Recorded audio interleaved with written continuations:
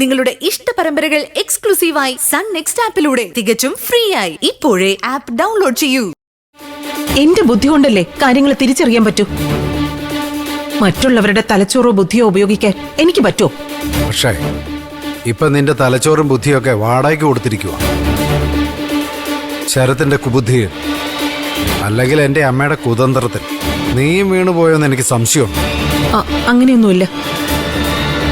എല്ലാവരും ചേർന്ന് ശരത്തിനെ കുറ്റപ്പെടുത്തുകയും ഒറ്റപ്പെടുത്തുകയും ചെയ്യുന്നതിൽ എനിക്ക് ബുദ്ധിമുട്ടുണ്ട്. കാരണം മറ്റൊന്നുമല്ല, നാളെ ഇതിനെല്ലാം ശരത്ത് പകരം വീട്ടുന്നത് നമ്മുടെ നിത്യമോളോടായിരിക്കും. അതിനവരൊന്നിച്ച് ജീവിച്ചാൽ അപ്പോ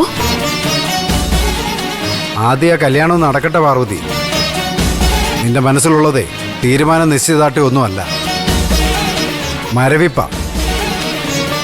വേണ്ടപ്പെട്ടവരുടെ മരണം അറിയുമ്പോൾ നമുക്കാദ്യം മരവിപ്പുണ്ടാവും, ഉൾക്കൊള്ളാനുള്ള പെടാപ്പാട്. മനസ്സ് പൊരുത്തപ്പെടില്ല. അത് കഴിഞ്ഞ് ആ യാഥാർത്ഥ്യമായി പൊരുത്തപ്പെട്ട് കഴിയുമ്പോഴാണ് നമ്മുടെ കണ്ണുകൾ നിറഞ്ഞുകൂടും. ആ അവസ്ഥയല്ല നീ ഇപ്പോ.